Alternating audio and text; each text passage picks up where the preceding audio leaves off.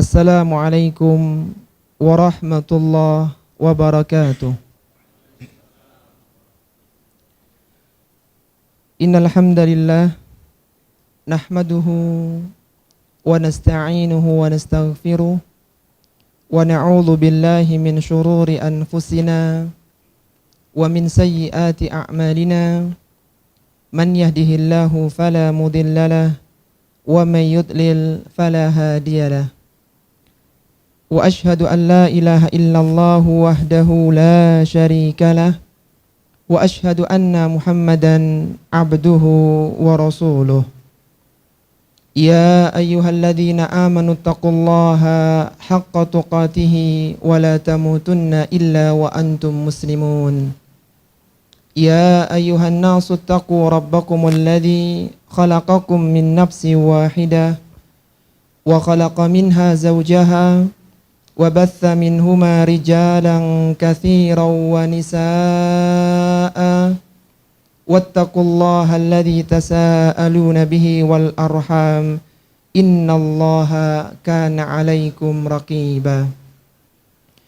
Ya ayyuhalladzina amanu taqullaha wa qulu qawlan sadida yuslih lakum a'malakum wa yaghfir lakum dhunubakum wa man yuti'illaha wa rasulahu faqad faza fawzan 'azima. Allahumma salli ala Muhammadin wa ala alihi wa ashabihi wa man tabi'ahum bi ihsanin ila yaumiddini wa ba'd. Ikhwati fillah rahimani wa rahimakumullah. Alhamdulillah, kita bersyukur kepada Allah Subhanahu wa taala yang mana kita masih diberikan kemudahan oleh Allah untuk bisa kembali duduk di majelis ilmu yang mulia. Jauhnya jarak, lamanya waktu telah memisahkan kita, tetapi kesejukan di majelis ilmu, keindahan di taman-taman surga menjadikan kita semua berkumpul di pagi yang cerah ini. Tidak ada yang kita cari di tempat ini kecuali kerinduan karena ingin mendengarkan ayat-ayat Allah Subhanahu wa taala dibacakan dan ingin melihat sunnah-sunnah Nabi sallallahu alaihi wasallam dihidupkan.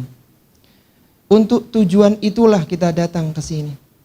Ingin menjadi orang-orang yang mendapat bimbingan Allah Subhanahu wa taala sehingga mudah untuk masuk ke dalam surga. Maka kita mohon kepada Allah Subhanahu wa taala semoga duduknya kita di majelis yang mulia ini menjadi salah satu tanda bahwa kita adalah orang-orang yang dipilih menjadi orang yang baik. Karena Rasulullah sallallahu alaihi wasallam pernah bersabda, "Man yuridillahu bihi khairan yufaqihu fiddin." Barang siapa yang Allah ingin menjadikannya orang yang baik, orang yang diberikan kebaikan, yufaqihu fiddin, maka niscaya dia akan difahamkan dengan urusan agama. Dan tidak ada cara seorang bisa faham dengan ilmu agama kecuali dengan belajar. Sebagaimana perkataan Abdullah bin Mas'ud radhiyallahu taala anhu, dia mengatakan, "Inna ahadan lam yulad aliman wa innamal ilmu bitta'allum." Kata Abdullah bin Mas'ud, seorang sahabat pakar tafsir yang wafat tahun 32 Hijriah di Madinah, beliau mengatakan, "Ketahuilah bahwasanya seorang tidak dilahirkan dalam keadaan berilmu. Wa innamal ilmu bitta'allum, dan sesungguhnya ilmu didapatkan hanya dengan belajar." Maka semoga bersabarnya kita duduk di majelis ilmu ini menjadi salah satu tanda kita adalah orang-orang yang dikehendaki kebaikan oleh Allah Subhanahu wa taala. Dan kita juga mohon kepada Allah semoga duduknya kita di majelis ilmu yang mulia ini dicatat sebagai pahala kebaikan yang berlipat ganda. Karena seorang yang duduk di majelis ilmu lebih utama daripada melakukan salat-salat sunnah. Sebagaimana perkataan Al-Imam Asy-Syafi'i rahimahullahu ta'ala, beliau pernah mengatakan, talabul ilmi afdalu min salatin nafilah. Menuntut ilmu itu lebih utama daripada salat sunnah. siapa kiranya di antara kita yang kuat melakukan sholat 2 jam tanpa henti, tapi duduk di majelis ilmu 2 jam lebih utama daripada orang yang sholat sunnah selama 2 jam. Artinya menunjukkan keutamaan majelis-majelis keilmuan yang tidak layak untuk diabaikan. Makanya Nabi SAW senantiasa berpesan kepada sahabatnya untuk meluangkan waktu ketika mereka melewati satu majelis ilmu. Apa kata Nabi SAW kepada sahabatnya? Seorang yang dididik di atas tarbiyah nabawi, dididik di atas tarbiyah nubuwah. Rasulullah SAW berpesan kepada mereka, "Idza marartum biriyadil jannati farta'u." Wahai sahabatku, kalaulah kalian lewat di sebuah taman-taman surga, farta'u, maka luangkan untuk duduk sebentar. Seandainya ada sahabat yang ingin berangkat ke pasar, kemudian ada orang berkerumun di majelis ilmu, maka farta'u, duduklah sebentar. Qila, wa ma riyadul jannah ya Rasulullah? Para sahabat bertanya, apa itu taman surga wahai Rasulullah? Qila dzikri, yaitu majelis zikir, majelis yang di dalamnya dibacakan ayat-ayat Allah yang mulia dan dihidupkan sunnah Nabi SAW yang utama. Maka sungguh beruntung ketika seorang muslim kakinya dimudahkan untuk hadir di majelis ilmu. Karena ilmu asyraful asya, ilmu adalah semulia-mulia sesuatu.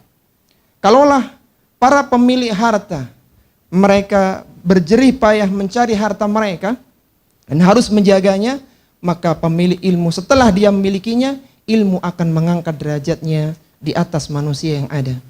Sebagaimana Allah Subhanahu wa taala berfirman dalam surat Al-Mujadilah, yarfa'illahu alladhina amanu minkum walladhina utul ilma darajat. Allah akan mengangkat orang-orang yang beriman dan yang berilmu di antara kalian beberapa derajat. Maka kita mohon kepada Allah Subhanahu wa taala keistiqomahan untuk bisa hadir di majelis keilmuan. Para jamaah rahimani wa rahimakumullah, sebagaimana kita tahu, di antara kenikmatan seorang yang dipilih dengan Islam, seorang yang diberikan hidayah di atas sunnah, adalah Allah Subhanahu wa ta'ala telah menjanjikan kepada mereka surga. Sangat banyak sekali ayat-ayat yang menyebutkan bahwa orang-orang yang beriman telah ditunggu dengan surga yang penuh dengan kenikmatan. Di antaranya adalah firman Allah Subhanahu wa taala di dalam surat Al-Baqarah pada ayat yang ke-25. Allah Subhanahu wa taala berfirman, "Wa basyiril ladzina amanu wa amilus salihati anna lahum jannatin tajri min tahtiyal anhar."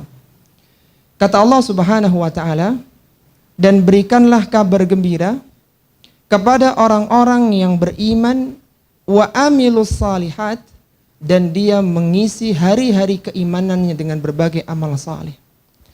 Anna lahum jannatin tajri min tahtiyal anhar, bahwa bagi mereka orang-orang yang beriman dan mengisi hari-harinya dengan amalan-amalan saleh, bagi mereka telah menunggu surga yang mengalir sungai-sungai di bawahnya. Kullama ruziqu minha min thamaratin, ketika mereka mendapatkan rizki berupa buah-buahan di surga nanti, maka mereka mengatakan, qalu hadzal ladzi ruziqna min qabl, ini seperti rizki yang telah kami dapatkan sebelumnya. Wa utubihi mutasyabiha, dan diberikan kepada mereka yang serupa dengannya. Walahum fiha azwajum mutahharatun wahum fiha khalidun, dan di dalamnya mereka dinikahkan dengan istri-istri yang cantik jelita, dan mereka tinggal di dalamnya kekal selama-lamanya. Maka pada kesempatan pagi hari ini kita coba melihat bagaimana keindahan surga, sehingga harapannya menjadi pemantik semangat kita untuk senantiasa semangat untuk beramal dan bersabar di dalam menerima ujian kehidupan.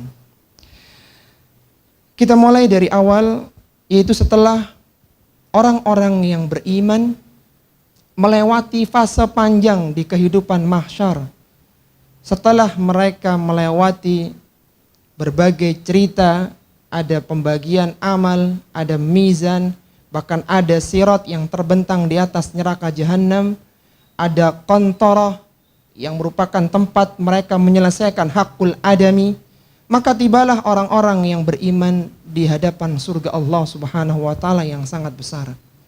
Dan surga didekatkan oleh Allah Subhanahu wa taala di sisi di dekatnya neraka jahanam. Jadi ketika seorang ingin masuk ke dalam surga, maka mereka harus lewat di atas neraka jahanam lewat sirat terlebih dahulu. Sebagaimana Allah sebutkan dalam Al-Qur'an, wa uzlifatul jannatu lil muttaqina ghaira ba'id. Dan didekatkan surga itu, wa uzlifatil jannah, dan didekatkannya surga dengan tidak jauh bagi mereka, itu bagi orang-orang yang beriman. Karena orang-orang yang beriman akan melewati sirat, ada yang hanya dengan kejapan mata, ada yang seperti kilat, ada yang seperti angin, ada yang seperti kuda, ada yang merangkak, dan ada orang-orang yang terpaksa jatuh ke dalam neraka wal'iyadzubillah.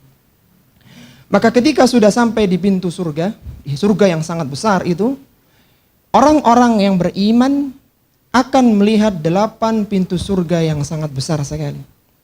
Sebagaimana disebutkan oleh Nabi SAW, fil jannati thamaniyatu abwab. Di surga itu ada 8 pintu surga. Fiha babun yusammar rayyan la yadkhuluhu illa as-sa'imun. Dari 8 pintu surga itu ada pintu yang bernama Ar-Rayyan yang tidak akan memasukinya kecuali orang-orang yang biasa berpuasa. Semoga kita dipertemukan dengan bulan Ramadan yang mulia, dan dengan melakukan puasa di dalamnya kita dipanggil dan diberikan hak untuk masuk ke dalam pintu Ar-Rayyan. Pintu surga itu para jamaah rahimani wa rahimakumullah sangat besar sekali. Disebutkan dalam satu riwayat, daun pintu surga itu 2 daun ya, satu pintu ada 2 daun. Satu daun pintu itu luasnya adalah sejauh perjalanan 40 tahun. Satu daun pintu. Yang nanti pada saatnya, kata Nabi, akan ada waktu pintu yang sebesar itu akan berdesak-desakan manusia untuk masuk ke dalamnya. Dan kita mohon kepada Allah, semoga kita termasuk orang-orang yang dimudahkan untuk masuk ke dalam pintu surga. Rasulullah SAW pernah menyebutkan dalam hadisnya, annama baina misra'aini min masari'il jannah. Sesungguhnya jarak di antara 2 daun pintu surga, kata beliau, masiratu arba'ina sanatan, adalah sepanjang sejauh perjalanan 40 tahun. La ya'tiyanna 'alaiha yaumun wa huwa kadhidun minaz ziham. Kata Nabi, pintu yang sebesar itu, berapa tadi luasnya? 40 tahun itu akan ada satu hari yang pintu itu penuh sesak dengan manusia yang memasukinya. Karena begitu dibuka, maka orang akan bersegera untuk masuk ke dalam surga yang demikian indahnya. Dan pintu surga itu para jamaah rahimani wa rahimakumullah tertutup rapat. Dijaga oleh para malaikat, tidak ada yang bisa membukanya kecuali Nabi kita yang mulia Muhammad sallallahu alaihi wasallam. Ini merupakan kemuliaan yang sangat besar. Bahkan disebutkan dalam sebuah riwayat bahwa di pintu surga itu ada halaqah, ada lingkaran untuk mengetuknya, dan yang mengetuk adalah Rasulullah Muhammad sallallahu alaihi wasallam. Sebagaimana beliau sallallahu alaihi wasallam bersabda, ana aktsarul anbiya'i tabi'an yaumal qiyamah. Aku adalah seorang nabi yang paling banyak pengikutnya di hari kiamat. Wa ana awwalu man yaqra'u babal jannah. Dan akulah, kata Nabi, orang yang akan mengetuk pintu surga. Sampai-sampai disebutkan dalam sebuah riwayat, ketika dikentuk oleh Nabi SAW, maka ditanya oleh malaikat penjaganya, siapa yang mengetuk ini? Kata Nabi, Muhammad bin Abdullah. Kemudian malaikat mengatakan, hanya untuk mula pintu ini terbuka. Artinya kalau engkau tidak mengetuk atau yang selainnya, maka pintu ini tidak akan diizinkan untuk dibuka. Jadi sungguh beruntung orang-orang yang menjadi umat Muhammad sallallahu alaihi wasallam, karena meskipun kita umat akhir zaman, tapi insya Allah umat Muhammad sallallahu alaihi wasallam adalah umat yang pertama kali masuk ke dalam surga. Ketika dibuka surga itu para jamaah rahimani wa rahimakumullah, orang-orang yang beriman yang telah letih beribadah dulu ketika di dunia, yang mereka telah lelah mendapatkan berbagai musibah ketika di dunia, maka mereka akan disambut dengan para malaikat penjaga surga dan diberikan keselamatan, kebahagiaan untuk masuk ke dalam surga. Sebagaimana yang Allah firmankan dalam surat Az-Zumar pada ayat yang ke-73. Allah Subhanahu wa taala berfirman, "Wasiqal ladzina ittaqaw rabbahum ilal jannati zumara hatta idza ja'uha wa futihat abwabuha وقال لهم خزنتها سلام عليكم طبتم فادخلوها خالدين. Kata Allah Subhanahu wa taala, wasiqal ladzina ittaqaw rabbahum ilal jannati zumara. Akan didatangkan orang-orang yang bertakwa kepada Rabb mereka menuju surga. Dan mereka sudah berada di hadapan surga waktu itu. Hatta idza ja'uha, sampai ketika mereka telah sampai di mulut surga, wa futihat abwabuha, dan ternyata pintu itu sudah terbuka. Siapa tadi yang membuka? Yang mengetuk? Rasulullah sallallahu alaihi wasallam. Dan ketika itu masuklah kaum muslimin, orang-orang yang beriman di tujuan akhir mereka selama hidupnya, itu melangkahkan kaki di surga Allah Subhanahu wa ta'ala. Maka malaikat mengatakan, salamun alaikum, keselamatan untuk kalian, tibtum, berbahagialah kalian di sini. Fadkhuluha khalidin, silahkan kalian masuk dan kalian kekal di dalamnya selama-lamanya. Apa kata Nabi sallallahu alaihi wasallam ketika mensifati satu celupan di surga? Ketika Rasulullah sallallahu alaihi wasallam menyebutkan dalam hadis yang lain bahwasanya ada orang yang paling beruntung di muka bumi ini, tetapi dia termasuk penghuni neraka. Fayasbuhu fi jahannam sabghatan. Lalu dia dicelupkan ke dalam jahanam dengan satu celupan. Tsumma yuqalu lahu, kemudian ditanya kepadanya, hal marrabika khairan qad? Hal marrabika na'iman qad? Allah tanya, apakah dulu engkau pernah merasakan kebahagiaan? Engkau pernah merasakan kegembiraan? Kata orang ini orang paling beruntung di dunia. Dia mengatakan, la wallahi ya Rabbi. Tidak wallahi ya Rabbi. Kemudian kata Nabi, falyu'ta, kemudian didatangkan orang yang paling sengsara di muka bumi ini. Ini orang paling sengsara. Mungkin dia orang paling miskin. Hidupnya senantiasa susah di dunia ini. Fayasbuhu fil jannati sabghatan. Kemudian Allah celupkan ke dalam surga satu celupan. Fayuqalu lahu, kemudian ditanya kepadanya, hal marrabika syiddatan qad? Hal marrabika bu'san qad? Apakah engkau pernah merasakan kesengsaraan? Mana kiranya penyakit musibah yang dulu pernah menimpamu di dunia? Masih ingatkah engkau? Kata dia mengatakan, la wallahi ya Rabbi. Jadi satu celupan di surga sudah cukup untuk membayar semua keletihan dan kesusahan ketika di dunia. Maka tidak ada keberuntungan bagi seorang manusia kecuali ketika dia diberikan kemudahan untuk bisa melangkah ke dalam surga. Apa kata Allah Subhanahu wa taala ketika menyebutkan tentang keberuntungan yang paling beruntung bagi seorang manusia? Allah mengatakan dalam Al-Qur'an, "Faman zuhziya 'anil nari wa udkhilal jannata faqad faza." Wa mal hayatud dunya illa mata'ul ghurur. Kata Allah Subhanahu wa taala, barang siapa yang diselamatkan dari neraka dan kakinya dimudahkan untuk melangkah ke dalam surga, faqad faza. Itu dia keberuntungan yang paling beruntung. Pangkat, jabatan, prestasi dunia hanyalah keberuntungan semu. Keberuntungan yang paling besar ketika seorang hamba diizinkan kakinya untuk melangkah ke dalam surga. Maka Kata Allah Subhanahu wa taala, "Wa mal hayatud dunya illa mata'ul ghurur." Tidaklah kehidupan dunia ini kecuali hanyalah kehidupan yang menipu.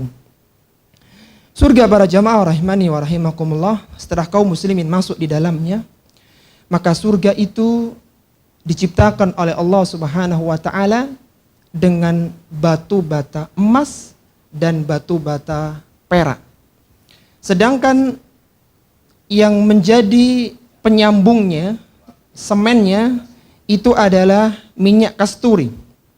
Sebagaimana Rasulullah sallallahu alaihi wasallam bersabda, "Khalaqallahu tabaraka wa ta'ala al-jannah labinatan min dhahab wa labinatan min fiddah wa milatuhal misk." Kata Nabi sallallahu alaihi wasallam, Allah tabaraka wa ta'ala menciptakan surga itu dengan demikian indahnya. Batu batanya itu dari emas dan ada batu bata dari perak, sedangkan yang merekatkannya, semennya itu adalah minyak kasturi.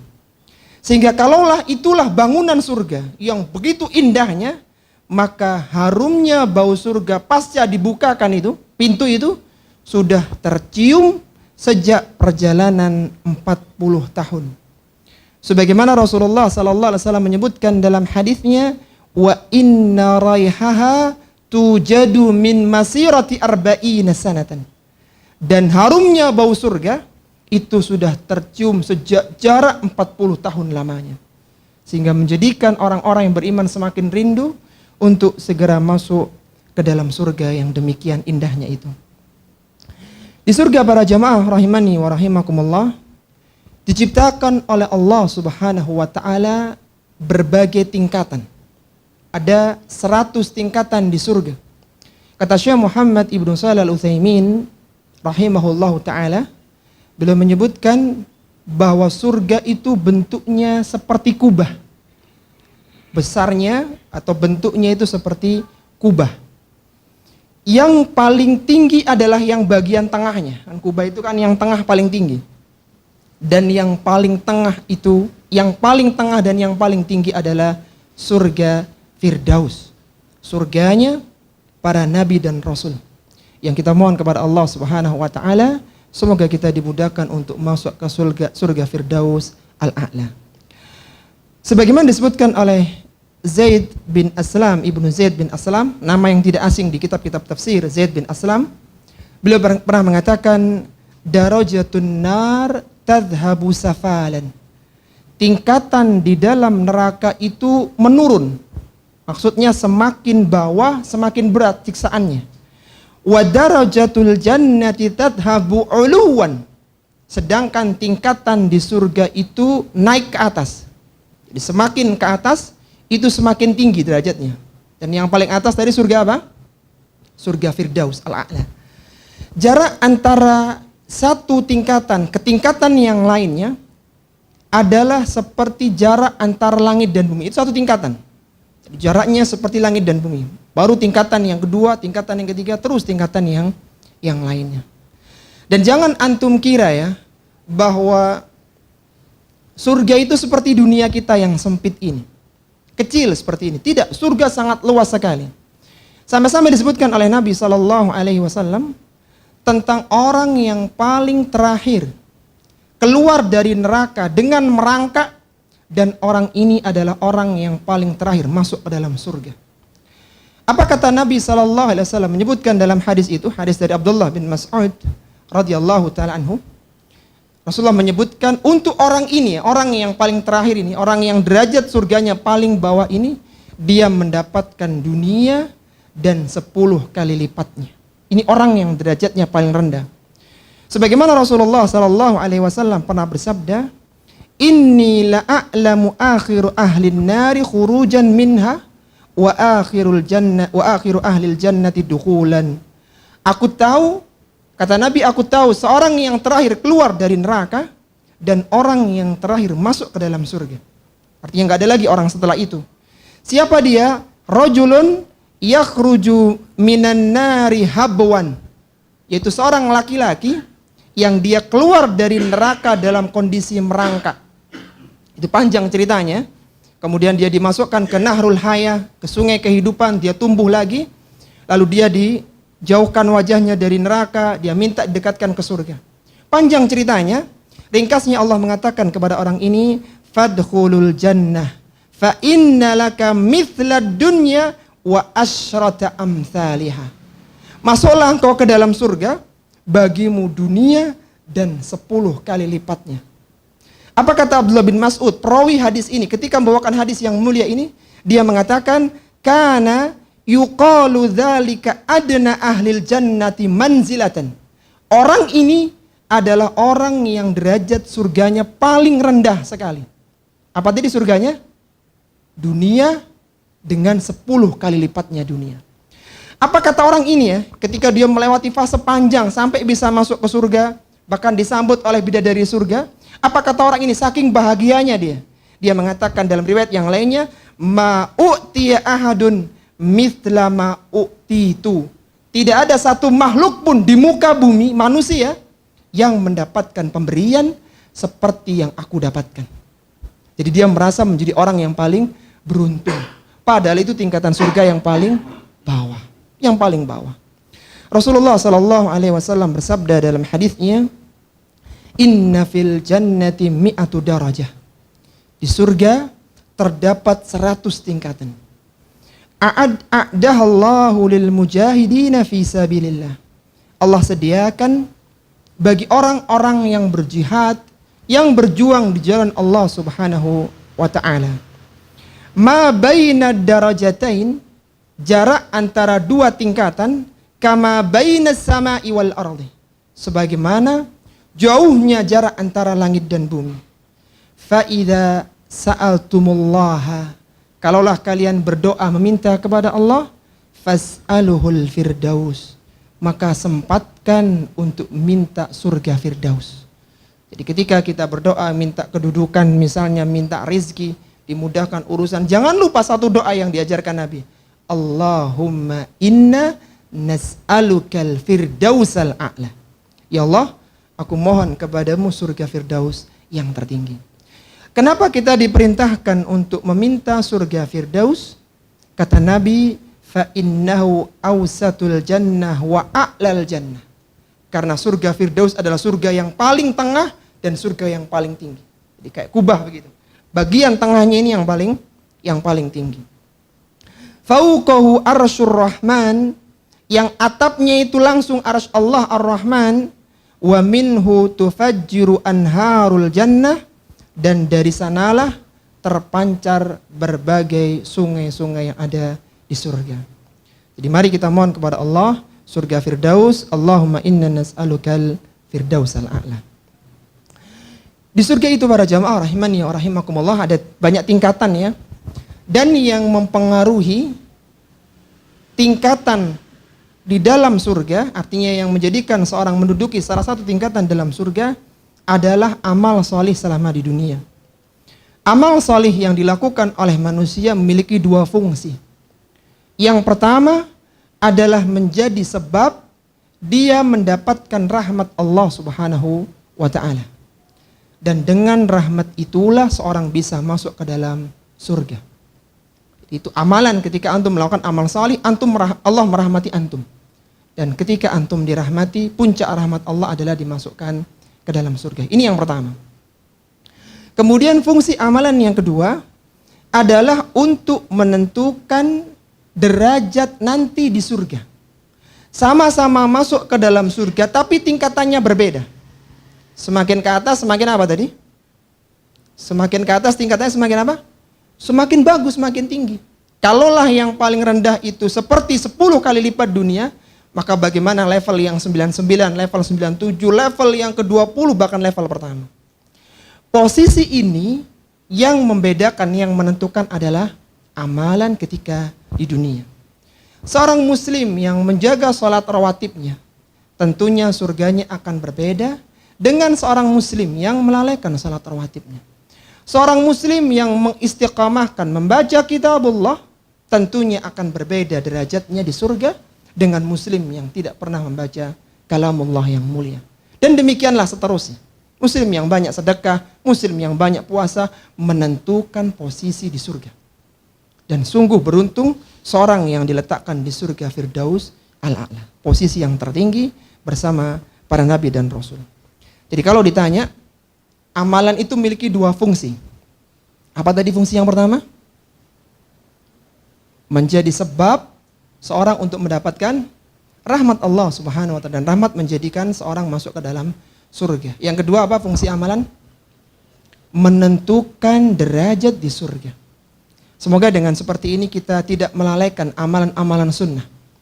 Karena Allah Subhanahu wa taala menyebutkan di dalam hadis qudsi bahwa seorang hamba senantiasa mendekatkan diri kepada Allah Subhanahu wa taala hatta uhibbahu, kata Allah. Sampai aku cinta kepada hamba itu. Jadi dia tidak hanya menjaga yang fardu, yang wajib, tapi dia berusaha meluangkan waktunya dengan amalan-amalan sunnah. Dia berusaha menjaga untuk senantiasa membaca Al-Quranul Karim. Tidak pernah dia absen dari sholat rawatib yang 12 rakaat itu. Dia berusaha untuk senantiasa istighfar di waktu sahur dan seterusnya, amalan-amalan kebaikan. Apa kata Allah Subhanahu wa taala? Seorang yang berusaha melazimkan amalan sunnah ba'dal fariḍah, setelah yang fardu, kata Allah, maka aku akan mencintainya. Ketika aku cinta kepadanya, aku akan menjadi penglihatan yang dengannya dia memandang. Aku akan menjadi pendengaran yang dengannya dia mendengar. Aku akan menjadi tangannya yang dengannya dia memukul. Dan aku akan menjadi kakinya yang dengannya dia berjalan. Syekh Muhammad Ibn Shalih Al-Utsaimin rahimahullah ta'ala ketika menjelaskan hadis ini salah satu hadis dalam Arba'in An-Nawawi. Arba'in An-Nawawi itu ada 42 hadis, 5 diantaranya adalah hadis qudsi, diantaranya hadis ini, hadis yang mulia ini. Hadis tentang keutamaan menjadi waliullah. Apa kata Syekh Muhammad Ibn Shalih Al-Utsaimin? Beliau mengatakan bahwa seorang yang senantiasa melazimkan amalan sunnah sampai level dia dicintai oleh Allah Subhanahu wa taala, tidaklah yang dia pandang, dia dengar kecuali yang mendatangkan keridhaan Allah Subhanahu wa taala. Meskipun banyak kemaksiatan dan keburukan, Allah akan bimbing, Allah akan tuntun dirinya untuk memandang dan mendengar kebaikan. Allah akan langkahkan kakinya untuk mudah menghadiri majelis-majelis kebaikan. Maka nikmat apalagi yang lebih besar daripada seorang hamba yang dibimbing dan senantiasa dibina di atas ketaatan kepada Allah Subhanahu wa taala. Disebutkan dalam riwayat yang lainnya, keutamaan orang yang menjadi waliullah adalah disebutkan dalam hadis yang lain, ketika Allah Subhanahu wa taala mencintai seorang hamba, maka Allah akan memanggil Jibril, fanada Jibril.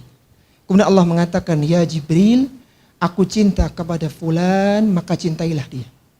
Maka Jibril mengatakan, ya Allah, aku mencintai orang ini.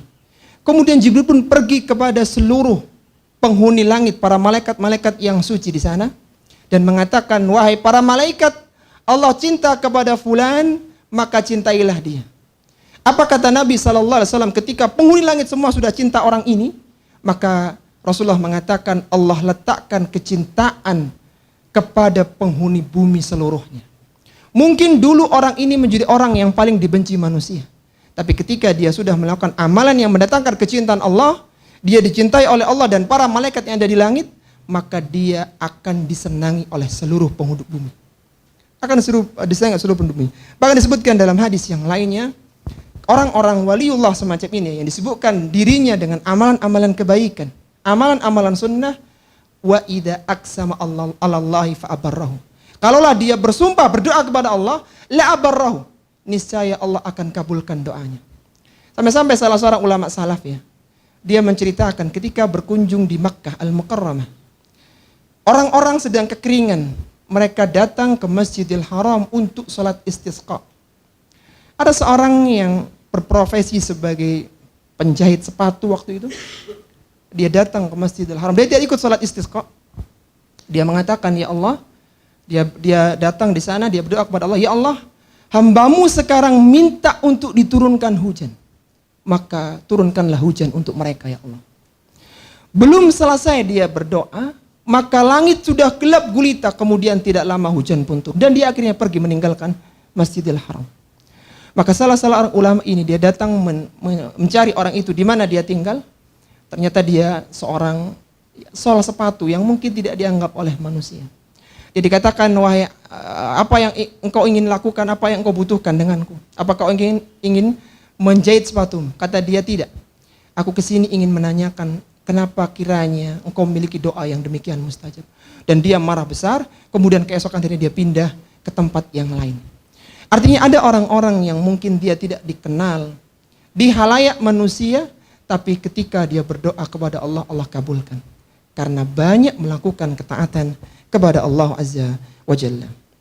Kembali dalam masalah kita, bahwasanya surga itu memiliki 100 tingkatan, dan tingkatan yang paling tinggi adalah surga Firdaus Al-A'la. Di surga itu para jamaah rahimani wa rahimakumullah, ada surga yang seluruh isinya itu dari emas, dan ada surga yang seluruh isinya dari perak. Sebagaimana Rasulullah sallallahu alaihi wasallam menyebutkan, jannatani min fiddah aniyatuhuma wa ma fihima. Ada 2 surga yang terbuat dari emas dan semua yang ada di dalamnya, yang wadah-wadahnya semua dari emas. Wa jannatani min dhahab aniyatuhuma wa ma fiha. Dan ada juga surga yang 2 surga yang isinya semuanya dari perak. Jadi semuanya indah, perak, dan ada keindahan yang berupa emas ya. Dan itu sangat luas sekali surga itu. Penduduk surga yang masuk ke dalam surga, Allah tinggikan tingginya menjadi 60 hasta. 60 hasta, 1 hasta itu anggaplah 30 cm ya. Kalau 60 hasta itu, 1 hasta itu segini. Anggaplah 30 cm lah. Kalau 60 berarti berapa meter itu? 30 cm kali 60. 1.500. 1.800 meter. 1.800 meter. Senti, 18 meter berarti ya. 18 meter ya kalau dijadikan meter. Ya, itulah tingginya para penghuni surga. Mereka di sana meskipun banyak makan, mereka tidak berkeringat, mereka tidak buang ingus, mereka tidak buang air kecil, dan tidak buang air besar. Imam Syafi'i rahimahullah ta'ala ketika ditanya ya, bagaimana mungkin ya penghuni surga itu mereka banyak makan tapi nggak buang kotoran. Itu Imam Syafi'i pernah tanya begitu, maka beliau mengatakan, kenapa engkau heran dengan yang seperti itu? Bukankah janin yang ada di rahim ibu itu makan, tapi dia juga tidak buang kotoran? Janin itu makan apa enggak? Makan, kalau enggak makan enggak tumbuh dia. Tapi kan enggak ada buang kotoran. Artinya itu bisa, itu di urusan dunia, apalagi urusan di surga. Rasulullah sallallahu alaihi wasallam menyebutkan, inna awwala zumratin yadkhulunal jannata ala suratil qamari lailatal badri. Rombongan pertama yang masuk ke surga seperti bulan purnama. Jadi wajahnya itu cerah seperti bulan purnama. Walladzina yalunahu ala asyaddi kawkabi dhurriyyin fis samai idha'atan. Kelompok yang kedua seperti bintang yang paling terang yang ada di langit. Rombongan yang kedua. La yabulun, mereka tidak buang air kecil, wala yataghawwatun, mereka tidak buang air besar, wala yatamakhatun, mereka tidak beringus, wala yatfulun, dan mereka tidak meludah. Jadi nggak ada yang kotor bagi mereka ini. Dan usia mereka para penghuni surga itu dijadikan oleh Allah Subhanahu wa taala puncak keemasan usia manusia, yaitu usia 33 tahun. Karena kalau usianya dijadikan 80-90 tahun, dikasih makan yang manis nggak boleh. Kasih bidadari cantik, sudah nggak bisa ngapa-ngapain. Dijadikan oleh Allah semua penghuni surga usianya 30 tahun, agar mereka bisa merasakan puncak kenikmatan saat menikmati surga. Sebagaimana Rasulullah sallallahu alaihi wasallam bersabda, abna'u 33 ala khalqi Adam situna dhira'an fi urdi sab'i adru. Kata Nabi sallallahu alaihi wasallam, mereka berada dalam usia 33 tahun, bentuk mereka tinggi 60 hasta seperti Nabi Adam dengan ketebalan tubuh 7 hasta. Jadi saraf-sarafnya itu menjadi besar sehingga ketika menyentuh, ketika memakan itu sensasinya berbeda karena semua saraf itu bekerja dengan sempurna. supaya lebih memuaskan penghuni surga. Di surga para jamaah ada 4 sungai besar yang sungai itu adalah sungai minuman. Ada sungai yang berisi air yang rasanya tawar, ada sungai yang berisi khomer, air khomer yang sangat nikmat, ada sungai yang berisi air susu yang tidak berubah rasanya, yang masih murni, dan ada sungai yang berupa madu yang asli. Ini sungai besarnya ya. Kan nanti dari 4 sungai besar itu yang muaranya ke Firdaus tadi, itu akan tercabang menjadi jalur-jalur kecil menuju rumahnya orang-orang penghuni surga.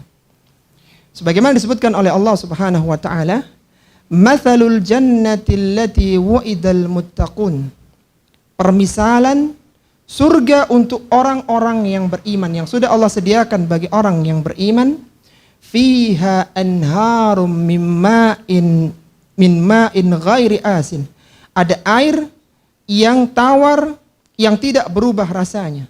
Wa anharum min labanin lam yataghayyar ta'muh. Dan ada air berupa susu murni yang tidak berubah rasanya. Kita tahu ya, susu yang murni itu pagi diperah, kalau nggak dimasukkan freezer atau kulkas, maka sore hari sudah basi. Sedangkan sungai ini itu tetap segar, susunya tetap segar, susu yang murni itu. Wa anharum min khamril ladzatil lisyaribin, dan ada sungai khamr yang sangat nikmat ketika diminum di surga, dan khamr yang ada di surga tidak memusingkan kepala. Wa anharum min asalim musaffa, dan ada sungai madu yang sangat murni. Disebutkan dalam hadis yang lain ya, dalam hadis Rasulullah SAW menyebutkan bahwa itu adalah sungai besar yang akan tercabang menjadi sungai-sungai kecil atau jalur-jalur kecil yang menuju ke rumah orang-orang penghuni surga. Dan sungai di surga itu tidak pakai pembatas. Jadi jalan air begitu tanpa ada tanggulnya ya, pembatasnya itu tidak ada.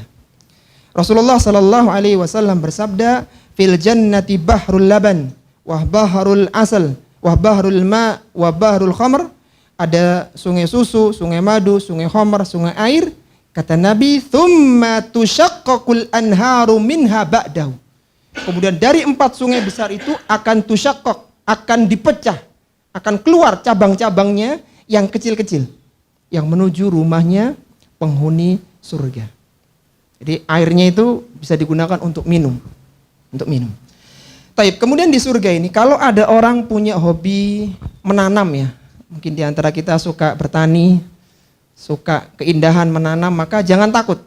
Di surga ada kesempatan untuk menanam. Karena tidaklah ada keinginan penghuni surga kecuali Allah akan memberikannya. Dikisahkan oleh Nabi SAW bagi orang pecinta suka nanam itu namanya apa ya? Ya suka nanam ya, pecinta tanaman begitu. Kata Nabi SAW, "Anna rajulan min ahlil jannah ista'dana rabbahu fi zar'i." Ada salah seorang penghuni surga itu, dia minta izin kepada Allah untuk menanam. Maka Allah tanya kepada orang ini, faqala lahu, "Alasta fi ma syi'ta?" Bukankah di surga sudah ada? Mau minta apa? Mau padi, mau ini, semuanya ada. Ngapain pakai capek nanam gitu? Apa kata orang ini? "Bala, benar ya Allah, walakinni uhibbu an azra'a." Tapi aku ini punya hobi nanam. Ternyata nanam itu ada sensasi tersendiri gitu. Jadi itu yang butuh gitu, itu yang kita inginkan, rasa nanamnya. Ketika sudah mulai besar, manen itu enak, nikmat begitu. Maka apa kata Nabi SAW? Qala fabadara tarfa nabatuhu. Kemudian dia menebar benihnya. Hanya dalam kejapan mata ya. Benih itu langsung tumbuh, langsung besar. Wastiwa'u dia kumpulkan. Wastihsadu dia panen. Fakana amsalul jibal. Sampai panennya itu satu gunung. Jadi dia puas sudah. Metik buah yang dia panen itu sampai puas. Sampai Allah Subhanahu wa taala berfirman, "Ya bani Adam, fa innaha la yushbi'uka syai'un." Wahai ibnu Adam, sungguh tidak ada sesuatu yang bisa memuaskanmu. Artinya sudah ada fasilitas, masih cari ingin nanam. Tapi insya Allah kalau ingin nanam masih ada kesempatan ya di surga bagi yang suka penghijauan. Di surga itu tidak ada satu pohon pun kecuali pohonnya itu batangnya dari emas. Batangnya dari emas. Bagaimana Rasulullah sallallahu alaihi wasallam bersabda, "Fil jannati syajaratun. Ma fil jannati syajaratun illa wasaquha min dhahab." Tidaklah ada satu pohon pun di surga kecuali batangnya itu dari emas. Jadi batangnya itu indah sekali. Karena dari emas yang berkilauan yang luar biasa. Dan di surga nanti coba antum cari ya. Semoga kita dimudahkan masuk ke dalam surga. Nanti di surga itu ada pohon raksasa. Pohon besar yang naungannya itu orang jalan 100 tahun belum sampai ke ujungnya. Jadi jalan di bawah pohon raksasa itu, pohon besar itu orang jalan berkendara 100 tahun belum sampai ke finishnya. Saking besarnya pohon itu. Dan jangan dikira cuma hanya naungan biasa. Di bawah naungan itu ada satu daun besar atau ada daun besar yang satu daun itu kalau dinaiki 100 pengendara sudah cukup. Masih cukup. Daunnya itu dinaiki 100 pengendara itu sudah cukup. Dan di bawah naungan itu selain sejuk ya, selain indah, ada kupu-kupu yang terbuat dari emas. Ada buah-buahan yang indah seperti kendi. Jadi orang bisa ngelihat, menikmati pemandangan, kemudian bisa ngambil buah-buah yang ada. Semoga kita dimudahkan untuk menemukan pohon raksasa itu di surga. Biiznillah azza wa jalla. Nabi SAW mengatakan, "Inna fil jannati la sajaratan." Sesungguhnya di dalam surga terdapat satu pohon, yasirur raqibu fi dhilliha mi'ata amin la yaqta'uha. Yang kalau ditempuh perjalanan pengendaraan selama 100 tahun, mi'ata am, 100 tahun, la yaqta'uha, maka belum putus, belum sampai ke ujungnya. Dalam riwayat yang lainnya disebutkan yasirur raqibu fi dhillil fan minha mi'ata sanah, bahwa di surga ada sebuah pohon besar yang bisa ditempuh 100 tahun perjalanan, au yastadhillu bi dhilliha mi'ata raqib, atau ada satu daun yang bisa menaungi 100 pengendara. Fiha farasuz zahab, di dalamnya ada kupu-kupu yang terbuat dari emas, ka'annaha thamarahal kilal, dan buah-buahnya seperti kendi. Buahnya itu lucu-lucu seperti kendi yang indah begitu. Dan buah-buah di surga ini dia tentatif ya. Kalau seorang ini duduk, maka pohon itu ikut merunduk, buahnya ikut merendah. Ketika dia berdiri maka dia ikut meninggi, ketika dia berbaring maka pohonnya itu juga ikut merendah juga. Sehingga ketika orang ingin mengambil buahnya tidak perlu pakai alat ya, nggak perlu. Maka buah itu sudah otomatis mengikuti struktur manusia yang ada di bawahnya. Sebagaimana yang disebutkan oleh Allah Subhanahu wa taala, wadaniyatan 'alaihim dhilaluha wa dhullilat qutufuha tadhlila. Dan di surga terdapat pohon yang dekat dengan mereka dan dimudahkan untuk memetik buahnya semudah-mudahnya. Bahkan di surga itu ada buah daun bidara tapi enggak ada durinya. Duri yang ada dalam daun bidara itu diganti oleh Allah dengan rasa yang beraneka ragam. Sampai ada 72 rasa, yang satu rasa enggak ada di rasa yang lainnya. Artinya buah yang berduri aja itu demikian nikmatnya, apalagi buah tin, buah anggur, buah zaitun yang itu sudah dikenal nikmat ketika di dunia, maka jauh lebih nikmat lagi. Dan semua kenikmatan yang ada, buah-buahan yang ada di surga itu ketika diambil ya, maka akan keluar buah yang baru. Jadi ketika diambil satu akan keluar buah yang baru sehingga tidak ada habisnya. Sebagaimana Rasulullah sallallahu alaihi wasallam pernah bersabda, "Inni la uritul jannah." Sungguh aku telah diperlihatkan surga, kata Nabi. "Fatanawaltu minha unqudan." Aku ingin mengambil setangkai anggur, kata Nabi. "Walau akhadtuhu," seandainya waktu itu aku berhasil ngambil satu tangkai anggur surga, "la akaltum minhu ma baqiyatid dunya." Niscaya anggur itu bisa kalian makan sampai usia dunia habis.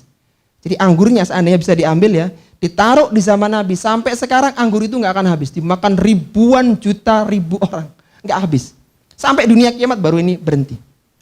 Itu sifat buah surga seperti itu. Tidak ada habisnya dan tidak mengenal musim. Kapanpun buah itu akan ada.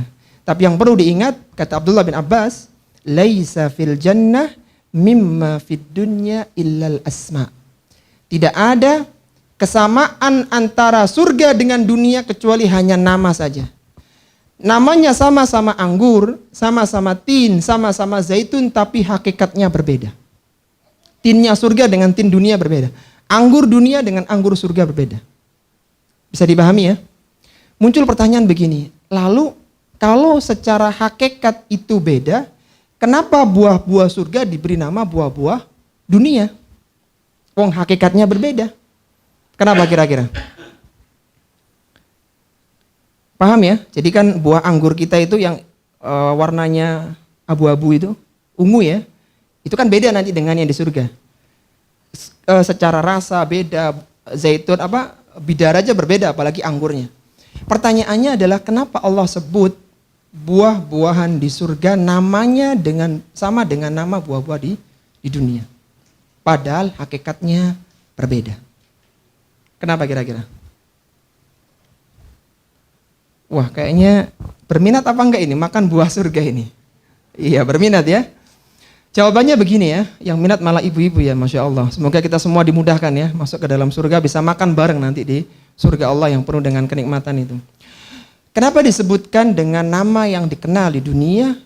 Untuk memudahkan, memantik semangat orang untuk mendapatkan.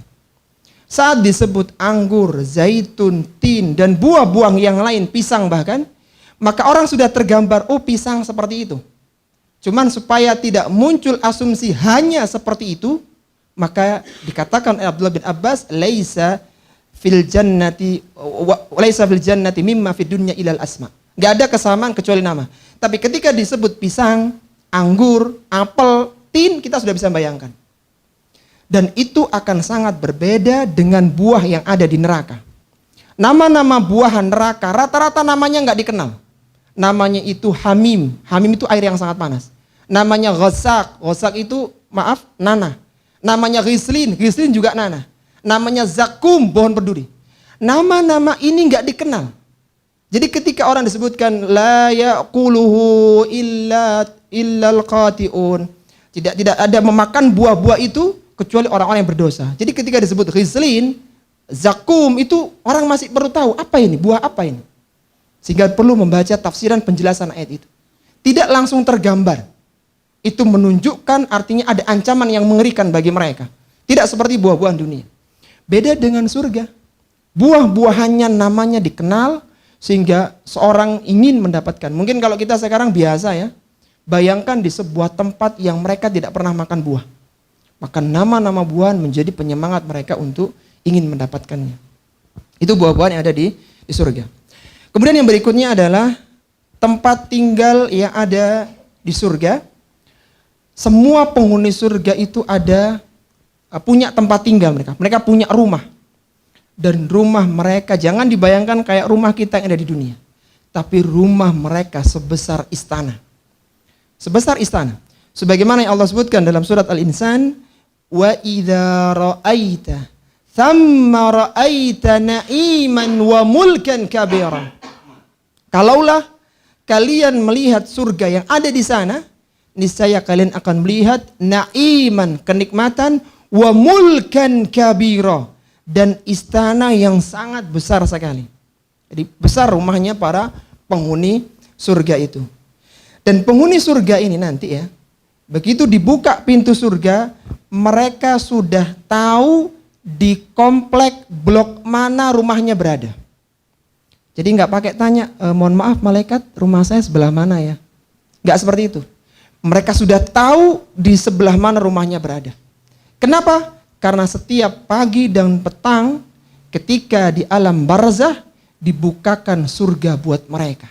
Sehingga Allah katakan di surat Muhammad, wa yudkhiluhum jannata arrafaha lahum.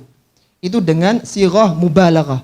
Dan mereka masuk ke dalam surga arrafa, bukan arafa, arrafa.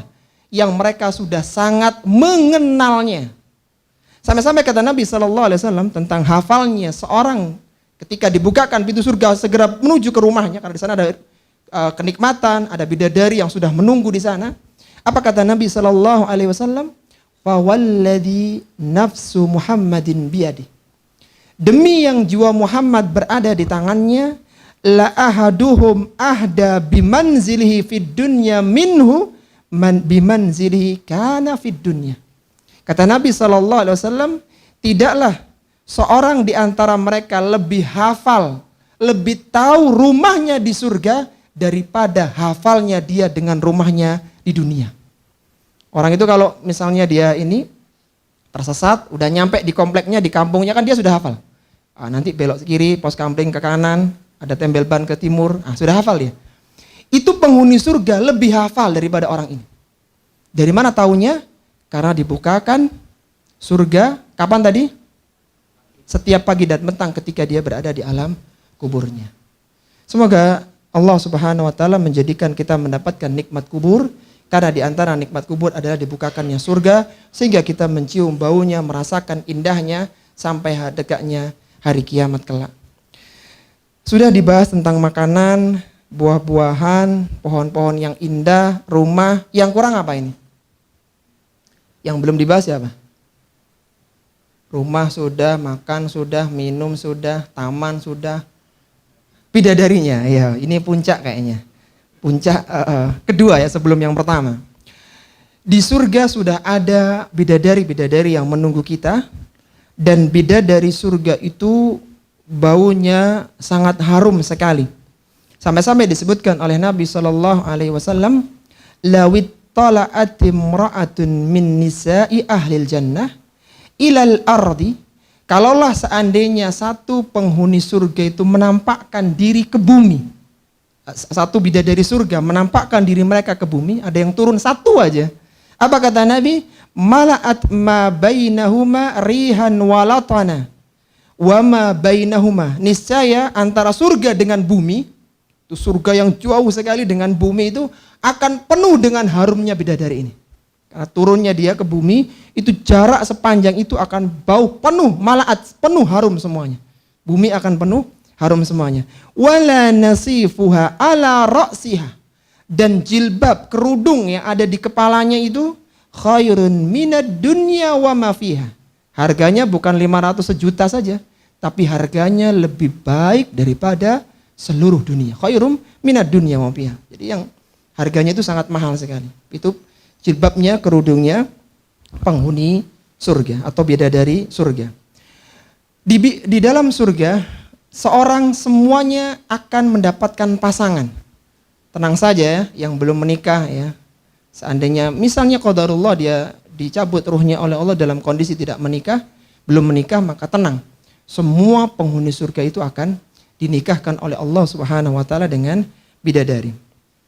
Sebagaimana Rasulullah SAW menyatakan, likulli imri'in minhum zaujatani. Setiap penghuni surga itu mendapatkan minimal 2 istri. Zaujatani ithnatani, 2 istri. Yura mukhun suqihima min wara'il lahmi. Yang sumsum betisnya itu terlihat dari daging betisnya. Ya saking cantiknya ya. Ya mungkin mohon maaf ya, kan kadang ada orang itu yang saking putihnya itu uratnya itu kelihatan. Aliran apa itu di pipinya itu kelihatan. Apalah kayak itu yang biasa itu. Kalau di surga itu sampai sumsumnya itu kelihatan karena saking putih cantiknya wanita yang ada di surga. Wa ma fil jannati a'zab, dan tidak ada penghuni surga yang lajang, yang sendirian. Semuanya akan mendapatkan pasangannya masing-masing. Di dalam istana yang besar itu ada kemah-kemah. Istana yang besar itu ada kemah-kemah, kemahnya dari mutiara. Mutiara yang dilobangi. Yang panjangnya itu ukurannya 60 mil. 60 mil ya. Itu di dalamnya itu ada bidadari-bidadari yang sangat cantik yang ada di dalamnya. Kata Nabi SAW, innalil mu'minina fil jannati la khaymatun. Sesungguhnya bagi orang-orang yang beriman terdapat Lakhaimah itu kemah ya, sebuah perkemahan min lu'lu'atin wahidatin mujawwafatin, yang terbuat dari mutiara yang mujawwaf, yang ada lobangnya. Jadi kemahnya itu bukan rumah tapi lingkaran gitu, ada lobangnya. Tuluha situna milan, yang panjangnya itu 60 mil. Lil mu'minina fiha ahluna yatufu alaihimul mu'minuna fala yura ba'duhum ba'dha. Yang di dalam itu ada istri-istrinya. Kalau laki-laki ini menggilir ya, itu kamar-kamar khusus begitu. Menggilir, maka ketika lagi di mutiara sini nggak kelihatan dari mutiara-mutiara yang lainnya. Dan di dalamnya ada para istri-istri bidadari surga. Bidadari surga ini karena demikian cantiknya ya, maka Allah Subhanahu wa taala memberikan kekuatan kepada laki-laki 100 kali lipatnya. Tenang saja, yang mungkin 2 ronde sudah KO itu dunia. Kalau di surga nanti 100 kali itu bisa kuat ya. Sebagaimana Nabi SAW pernah mengatakan, yu'tal mu'minu fil jannati quwwatan kada wa kada minal jima'. Allah akan berikan kepada orang yang beriman di dalam surga kekuatan begini dan begitu. Maka sahabat ini bertanya, qila ya Rasulullah au yutiqu dzalik, apakah seorang mampu sebanyak itu wahai Rasulullah? Kan banyak bidadari surga. Disebutkan dalam riwayat yang lain itu ada 100 bidadari. 2 dari manusia, selebihnya dari huril in, dari memang asli ciptaan surga, maksudnya yang diciptakan di surga, nggak pernah hidup di dunia. Kata Nabi, qala yu'ta quwwata mi'ah, bahkan seorang laki-laki akan diberikan kekuatan 100 kali lipatnya. Dan di surga itu kalau yang pingin punya anak ya, kadang ada orang hobi menanam, ada orang yang hobi itu ngelihat anak-anak kecil, jadi senang kalau anaknya banyak. Nah, yang punya hobi seperti ini tenang saja. Maka ketika dia ingin punya anak, begitu dia menginginkan langsung anak itu akan dia langsung hamil, langsung melahirkan dalam waktu sekejap mata. Jadi nggak perlu nunggu 9 bulan, 10 hari, 2 bulan pertama muntah-muntah, terakhir nanti harus USG rutin ke dokter. Oh nggak usah begitu. Di surga sudah dengan kondisi yang sangat cepat. Kata Nabi SAW, al-mu'min idashtahal walad fil jannah. Orang yang beriman ketika dia pingin punya anak ya, sebagaimana ketika di dunia anaknya banyak misalnya, kana hamluhu wa wada'uhu fi sa'atin wahidatin kama yashtahi. Maka hamilnya dan melahirkannya itu di saat dia menginginkan. Ingin punya anak langsung keluar, hamil langsung keluar. Nah, gitu. Pengen berapa? 100, 200 bisa. Banyak anaknya, kan rumahnya besar, istananya besar, biar rame. Kan kalau ada anak kecil jadi semangat kan. Nah, itu bisa seperti itu. Bagi ibu-ibu yang suka shopping, gak usah khawatir, di surga ada pasar bu. Cuman bukanya hanya setiap hari Jumat. Ya, yang pengen shopping nggak perlu online di sana. Itu ada pasar besar, cuman hari Jumat bukanya. Itu hari libur mereka. Hari Jumat itu hari liburnya penghuni surga. Dan di sana bedanya ya, kalau hipermarket kita itu pakai AC sentral supaya sejuk, di sana pakai angin syamal namanya, angin utara yang semilir-semilir. Kalau AC dunia hanya menyejukkan, maka angin syamal yang ada di pasar di surga itu semakin menjadikan indah orang yang berbelanja. Sehingga berangkat sama pulang itu beda. Berangkat tampan indah, pulang makin tampan makin indah. Itu bedanya, makin tampan makin indah. Sebagaimana kata Nabi SAW bagi yang suka berbelanja, inna fil jannati lasuqon. Di surga itu ada pasar. Padahal Masya Allah makanan sudah ada, minuman sudah ada, kok masih ke pasar. Sensasi belinya itu loh yang beda. Dan itu perlu orang, karena orang senang beli. Meskipun gak dipakai di rumah, belinya yang enak. Jadi kata Nabi, inna fil jannati lasuqan, di surga itu ada pasar, layatunaha kulla jumu'atin, yang akan dihadiri setiap hari Jumat. Ini hadis Muslim, dari sini sahih. Akan dihadiri oleh penghuni surga setiap hari Jumat. Fatadhabu rihas syamal, ini yang bilang tadi. Maka akan meniup mereka rihas syamal, angin utara. Fatahuthu fi wujuhim wa thiyabihim, sehingga menerpa wajah mereka dan pakaian-pakaian mereka. Jadi sejuk gitu berbelanja di sana, nggak pengap, tidak berdesak-desakan. Fayasdaduna husnan wa jamalan, sehingga orang yang berbelanja menjadi semakin husnan, menjadi indah, semakin tampan. Fayarji'una ila ahlihim, ketika dia pulang ke rumahnya bawa belanjaan yang sangat banyak. Wa qadis dadu husnan wa jamalan, dalam kondisi yang indah dan tampan. Fayaqulu lahum ahluhum wallahi laqasdaddum ba'dana husnan wa jamalan. Masya Allah, suamiku setelah pulang dari supermarket di surga ini kok makin indah, makin tampan. Itu kata istrinya.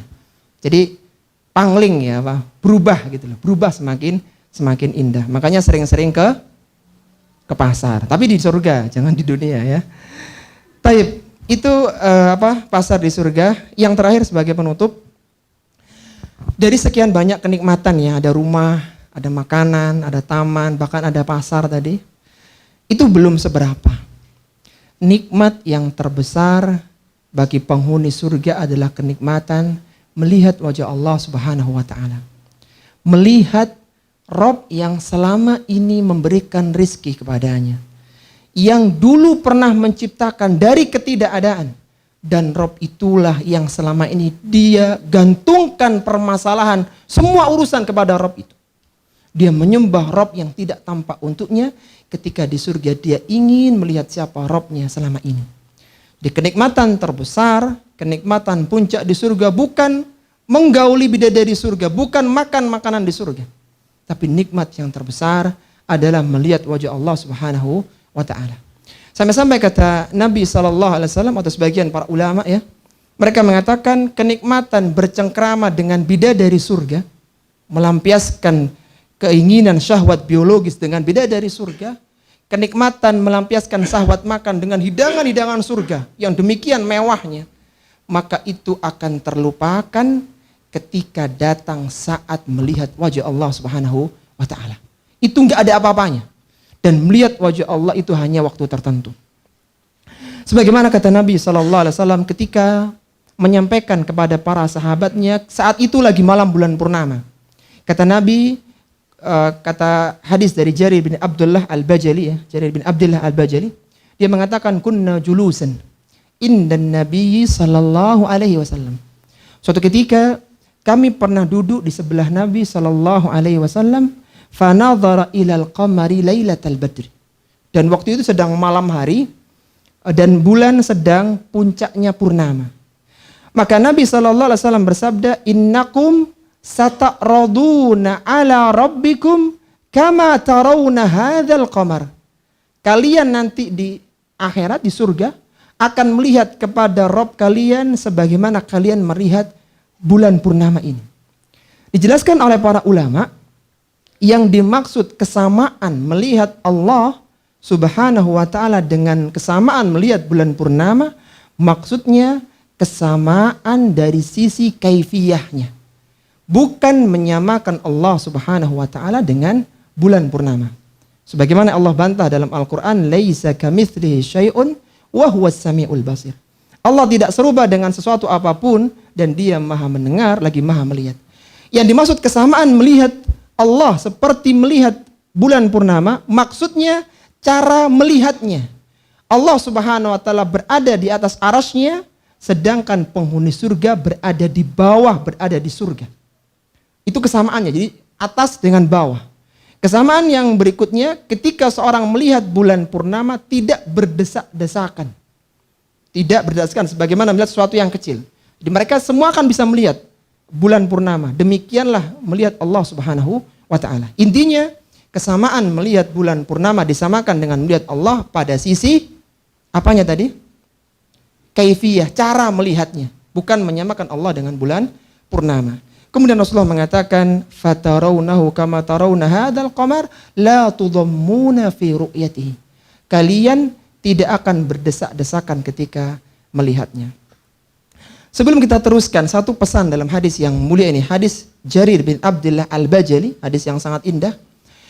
Kita perlu tahu ya, ru'yatullah, melihat Allah Subhanahu wa taala itu terjadi dalam dua keadaan. Yang pertama, nanti di hari kiamat kita melihat Allah dalam dua keadaan.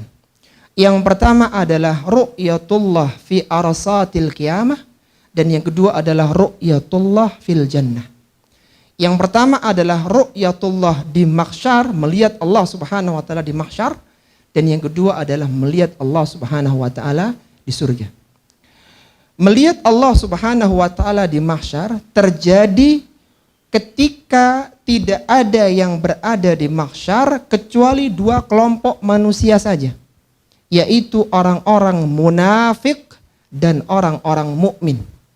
Adapun orang-orang kafir, mereka sudah masuk ke dalam neraka bersama sesembahan mereka sebelum dibentangkannya sirat. Sebelum dibentangkannya sirat. Sehingga pendapat yang rajih insya Allah bahwasanya tidak ada yang lewat di atas sirat kecuali orang yang punya iman saja. Adapun orang kafir tidak pernah naik ke atas sirat. Tidak pernah naik ke atas sirat. Mereka langsung masuk ke dalam neraka. Tidak ada manusia waktu itu di mahsyar kecuali dua kelompok. Yaitu siapa tadi? Munafik dan orang yang beriman. Maka saat itu Allah Subhanahu wa taala datang dalam wujud yang tidak dikenal. Ini ada dalam hadis yang panjang ya. Hadis salah satu hadis qudsi. Hadis yang ke-20 kalau buku yang kita tulis, hadis yang cukup panjang, hadis tentang melihat Allah di mahsyar. Tidak ada waktu itu Allah datang kepada mereka dalam wujud yang mereka tidak mengenalinya. Allah tanya, siapa yang kalian tunggu? Maka mereka penghuni mahsyar mengatakan, kami menunggu Rabb kami. Ketika Allah datang dengan wujud yang tidak mereka kenali, mereka mengatakan, aku berlindung kepada Allah darimu. Karena tidak kenal mereka. Kemudian Allah Subhanahu wa taala datang dalam wujud yang mereka kenali. Dan disebutkan dalam hadis itu, fayaksifu, dan Allah kemudian menyingkapkan asak, menyingkapkan betisnya. Betisnya yang mulia, yang tidak sama dengan seluruh makhluknya. Seketika disingkapkan betis itu, maka seluruh penghuni mahsyar akan bersujud waktu itu. Yang beriman, adapun orang munafik tidak bisa bersujud. Kenapa tidak bisa bersujud? Karena dulu ketika dipanggil salat berjamaah mereka tidak mau datang ke masjid. Dan ini Allah sebutkan dalam surat Al-Qalam kejadian ini. Allah berfirman, "Yauma yuksafu an sakin wa yud'auna ila sujudi fala yastati'un.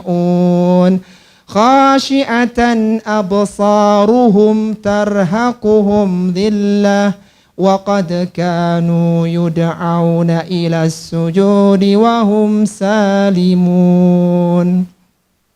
Kata Allah Subhanahu wa taala, yauma yuksafu an sakin. Pada hari Allah Subhanahu wa taala menyingkapkan betisnya yang mulia, yang tidak sama dengan makhluknya. Maka saat itulah akan bersujud, fayasjudu lahu kullu mu'min wa mu'minatin. Mereka bersujud. Dan inilah yang disebut dengan sujud imtihan, sujud ujian.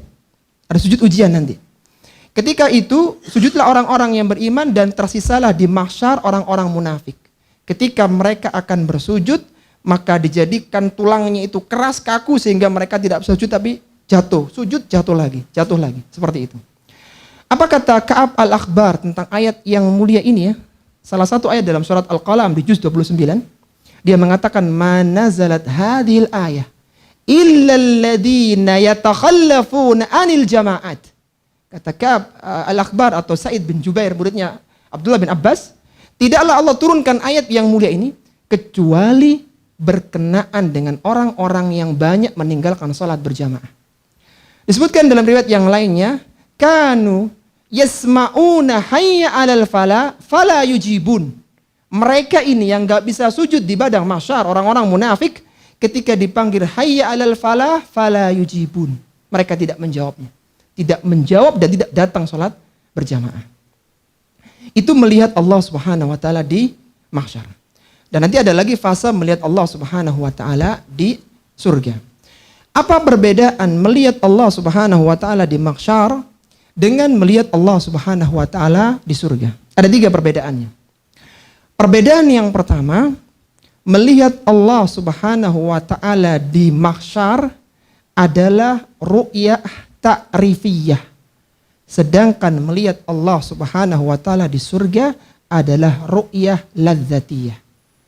Melihat Allah Subhanahu wa taala di mahsyar itu ru'yah ta'rifiyah, hanya pengenalan, ini loh Rabbmu. Pengenalan ta'rifiyah. Sedangkan melihat Allah Subhanahu wa taala di surga adalah ru'yah ladzatiyah. Melihat untuk menikmati wajah Allah Subhanahu wa taala yang mulia. Yang kedua ya, perbedaan yang kedua, jadi dua kali ini, dua fase ini. Yang kedua adalah melihat Allah Subhanahu wa taala di mahsyar itu berlaku umum. Artinya orang munafik juga bisa melihatnya. Kalau orang kafir tidak. Adapun nanti melihat Allah Subhanahu wa taala di surga itu adalah khosoh, adalah khusus untuk orang-orang yang beriman. Kemudian yang ketiga, melihat Allah Subhanahu wa taala di arasatil qiyamah itu diiringi rasa khauf, rasa takut, sedangkan melihat Allah di surga adalah diiringi dengan rasa aman. Takut apa? Takut gak bisa sujud. Karena gak bisa sujud berarti orang munafik. Artinya kalau munafik ntar lagi masuk neraka. Wal'iyadzubillah.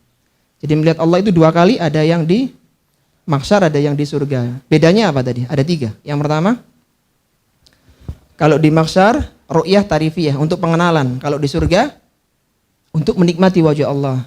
Yang kedua, di mahsyar itu berlaku umum, amah, ru'yatul amah, yang di sini khosoh, untuk orang beriman saja. Yang di sini melihat diiringi dengan rasa takut, yang di sini sudah aman, karena sudah di surga. Itu tiga perbedaannya. Kembali ke hadis ini, Nabi SAW berpesan kepada kita. Lihat pesannya ini, bagi orang yang ingin melihat wajah Allah nanti di surga. Beliau mengatakan, فَإِنِ اسْتَطَعْتُمْ أَلَّا تُغْلَبُوا عَلَى صَلَاةٍ قَبْلَ طُلُوعِ الشَّمْسِ وَصَلَاةٍ قَبْلَ غُرُوبِهَا فَافْعَلُوا. Kalaulah kalian mampu untuk tidak terlewatkan sholat fardu sebelum terbit matahari. Sholat apa? Subuh. Dan melakukan sholat fardu sebelum terbenam matahari. Sholat apa? Asar. Faf'alu, maka lakukanlah. Kemudian beliau membaca firman Allah, wasabbi bihamdi rabbika qabla tulu'i syamsi wa qabla al-ghurub. Dan bertasbihlah kepada Rabbmu sebelum terbitnya matahari dan sebelum terbenamnya matahari, yaitu sholat subuh dan sholat asar. Yang menarik para jamaah rahimani wa rahimakumullah, kenapa Nabi SAW mengaitkan melihat Allah dengan sholat subuh dan sholat asar? Itu kan gitu, pesan terakhirnya setelah mengatakan kalian akan melihat Rabb kalian seperti melihat bulan purnama. Pesanku seolah-olah begitu, kalau kalian mampu tidak terlewatkan sholat subuh sampai ke terbit matahari. Kalau kalian bisa sholat asar sebelum terbenamnya, lakukan, jaga sholat ini. Kenapa kok dihubungkan sholat subuh dan sholat asar dengan ru'yatullah? Jawabannya, nanti di surga, waktu subuh dan waktu asar merupakan waktu melihat Allah Subhanahu wa taala. Dan melihat Allah Subhanahu wa taala intensitasnya beda-beda. Dan melihat Allah itu ada waktu-waktunya, subuh dan asar tadi itu. Intensitas, keseringan seorang melihat Allah beda-beda, tergantung amalannya ketika di dunia. Apa kata Syekh As-Sa'di rahimallahu taala, seorang ulama yang wafat tahun 1376 Hijriah, berdepatan dengan 1955 Masehi, dalam kitabnya Taisir Karimir Rahman fi Tafsir Kalamil Mannan, ketika menafsirkan firman Allah dalam surat Al-Qiyamah, wujuhu yawma idin nadhirah ila rabbiha nadhirah. Apa kata si As-Sa'di? Tanduru ila rabbiha ala hasabi maratibihim. Mereka akan melihat kepada Rabb mereka berdasarkan tingkatan-tingkatan mereka. Lihat ini, minhum man yanduruhu kulla yaumin bukratan wa asyiyan. Di antara mereka ada yang melihat Allah itu sehari dua kali, setiap pagi dan petang, setiap subuh dan asar. Jadi kalau sepekan berapa kali? 14 kali dia melihat Allah, padahal melihat Allah adalah puncak kenikmatan surga.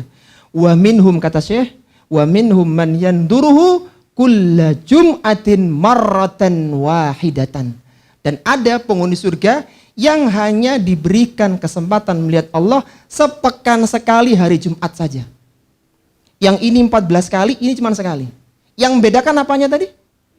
Amalannya ketika di dunia. Amalannya.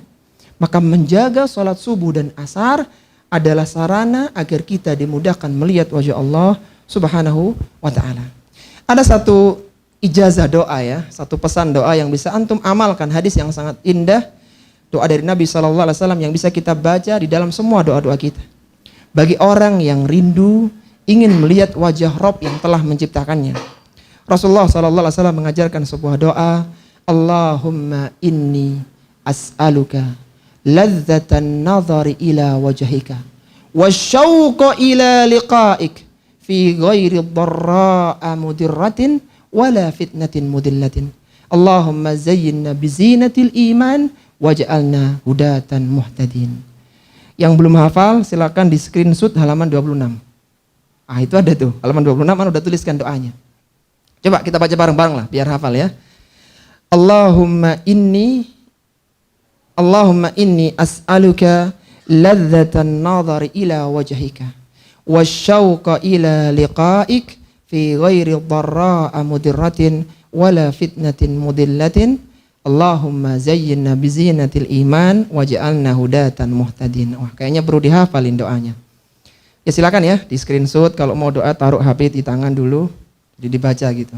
Doa yang sangat indah soalnya. Kata Nabi, ya Allah, sesungguhnya aku mohon kepadamu kenikmatan memandang wajahmu.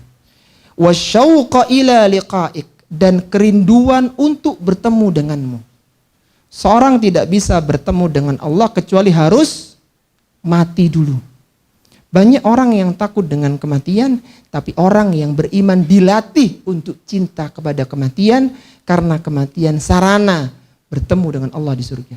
Wasyauqa ila liqa'ik fi ghairi dharra'a mudirratin wala fitnatin mudillatin, tanpa adanya fitnah yang membahayakan, kesulitan yang membahayakan, dan fitnah yang menyesatkan.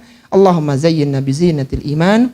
Ya Allah, hiasilah kami dengan hiasan keimanan, waj'alna hudatan muhtadin, jadikanlah kami menjadi orang yang mendapatkan petunjuk, wa muhtadin, dan orang yang bisa memberikan petunjuk kepada yang lainnya. Doa yang sangat mencakup sekali. Sebagai penutup para jamaah rahimani wa rahimakumullah, ada satu perkataan yang sangat indah dari Sa'id bin Jubair ya. Setelah kita tahu demikian indahnya surga, beliau pernah mengatakan, innamad dunya jum'atun min jum'il akhirah. Kita harus yakin bahwasanya dunia ini hanyalah segenggam dari genggaman akhirat, dari perbendaharaan akhirat. Sedikit sekali. Dunia ini hanya sesuatu yang sedikit sekali.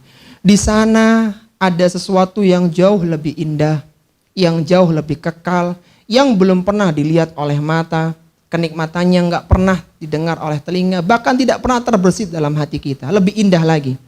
Sehingga Allah Subhanahu wa taala pernah berfirman dalam hadis qutsinya, a'dadtu li ibadiyas salihin ma la ainun ra'at wala udhunun sami'at wala khatara ala qalbi bashar. Aku telah sediakan bagi orang-orang yang beramal salih, orang-orang yang baik dari hamba-hambaku, ma la ainun ra'at, apa yang belum mereka lihat, apa yang belum pernah mereka dengar, dan sesuatu yang belum pernah terbersit dalam hati mereka. Kalaulah penghuni dunia ya, pecinta dunia itu berlomba-lomba mendapatkan dunia sebanyak-banyaknya, yang paling dia dapatkan hanya 5, 10, 20, 30 juta per bulannya. Itu mereka berebut dan berlomba-lomba. Seharusnya untuk mendapatkan surga kita berlomba-lomba. Apa kata Allah Subhanahu wa taala setelah menyebutkan surga dengan beberapa keindahannya di surat Al-Mutaffifin? Allah mengatakan khitamuhu misk, bahwa minuman surga itu segelnya itu minyak kasturi yang sangat harum sekali. Wa fi dzalika falyatanafasil mutanafisun. Seharusnya untuk mendapatkan nikmat surga itu mereka berlomba-lomba mendapatkannya. Jadi ketika dunia kita berpagi-pagi, seharusnya untuk surga kita pun tidak mau kalah. Kalau ada saudara kita yang bisa berinfak tiap pagi, kenapa kita tidak? Kalau saudara kita bisa baca Quran, menyempatkan untuk baca kalamullah yang mulia setiap hari, kenapa kita tidak? Kalau dia bisa merutinkan sholat rawatib, maka kenapa kita tidak? Kalau dia bisa bersujud, berdiri, beribadah kepada Allah di saat manusia tertidur lelap di sepertiga malam terakhir, kenapa kita tidak? Dikemanakan ayat-ayat tentang keutamaan beribadah kepada Allah semacam ini? Seharusnya kita berlomba dan mengatur usia kita agar bisa beribadah kepada Allah Subhanahu wa taala sehingga kita bisa mudah masuk ke dalam surga. Satu ayat sebagai penutup di surat Al-Kahfi yang sering kita baca. Ayat ini bagi orang yang ingin bertemu dengan Allah Subhanahu wa taala, apa yang harus dilakukan?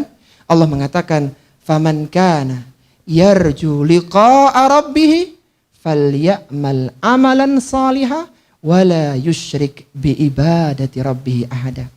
Kata Allah Subhanahu wa taala, Barang siapa di antara hambaku yang rindu bertemu denganku, falya'mal amalan salihah, maka hendaknya dia isi hari-harinya dengan berbagai amal salih, wala yusyrik bi ibadati rabbih ahada, dan hendaknya dia menjauhi berbagai bentuk kesyirikan. Dia ikhlaskan ibadahnya hanya untuk Allah Subhanahu wa taala, pemilik surga yang penuh dengan kenikmatan itu. Ini para jamaah rahimani wa rahimakumullah yang bisa kita bahas. Semoga bermanfaat. Sebelum kita akhiri, kalau ada yang ingin didiskusikan, dipersilahkan. Wassallallahu ala nabiyyina Muhammadin wa ala alihi wa sahbihi wa sallama tasliman katsira.